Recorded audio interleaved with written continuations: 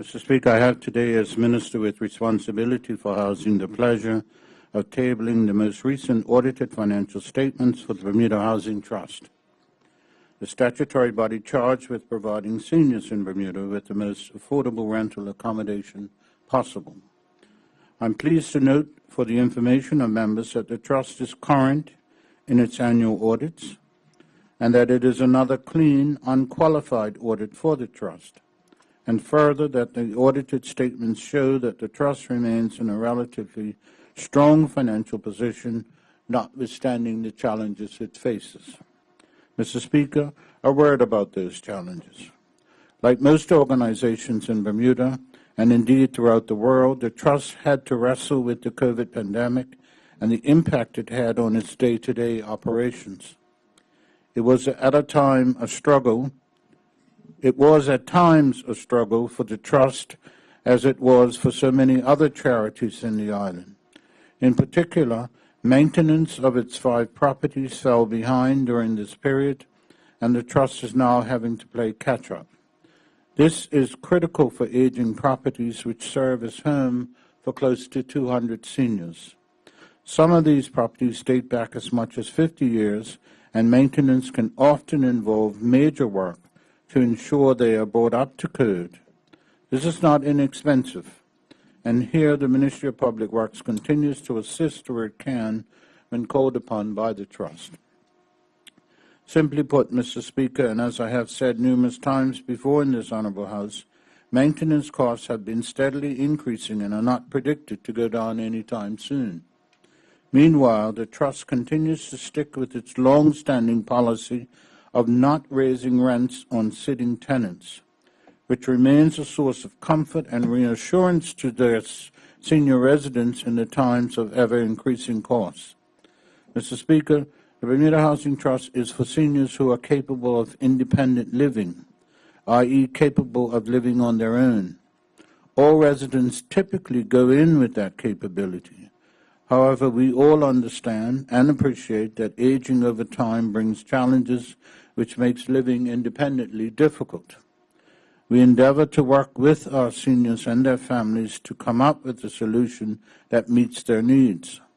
That is not as easy as it sounds.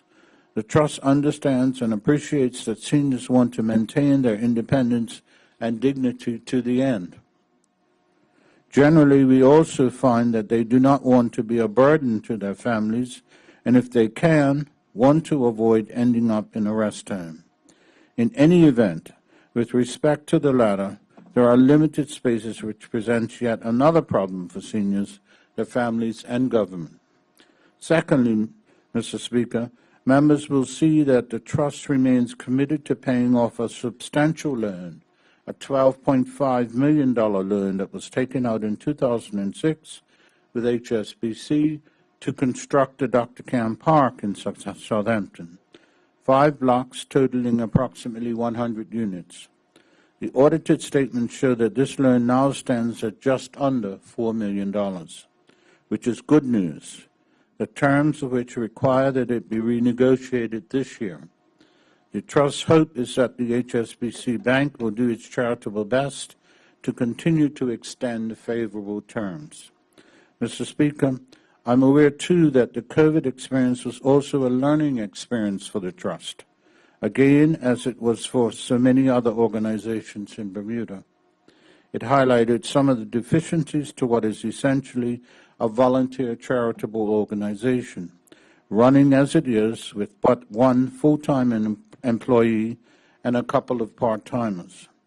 While that overhead may have been good for the bottom line, it has also made difficult and challenging the Trust's mission of serving its client seniors.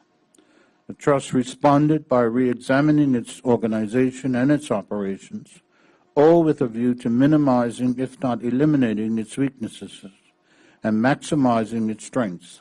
Some of these involved observations that the Office of the Auditor General has been making in their annual audits of the Trust these past few years. Mr. Speaker, the Bermuda Housing Trust therefore now finds itself in a period of transition, and we can all appreciate how difficult that can be at times. for the trustees, for staff, for the volunteers, and for the residents. But I'm confident that they are on the right track here, and I'm assured that their senior residents will not suffer as the trust undergoes these internal changes. Indeed, I believe that seniors will in the end be better served, which after all is the purpose of the trust in the first place.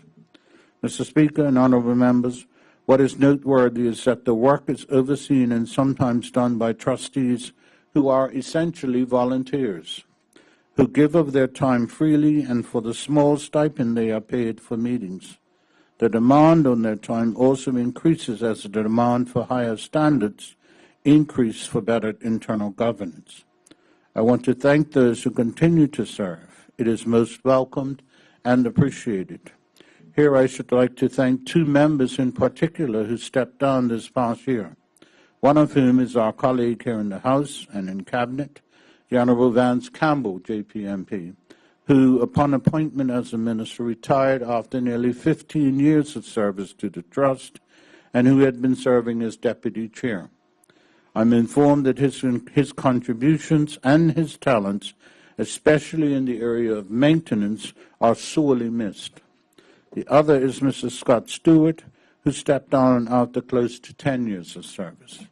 Mr. Speaker, I'd also like to thank both the Trust Chairperson, Mr. John Barrett, and Deputy Chairperson, Mrs. Rochelle Simons, whom after 10 years of service continue to work diligently to guide the Trust's work. Thank you, Mr. Speaker.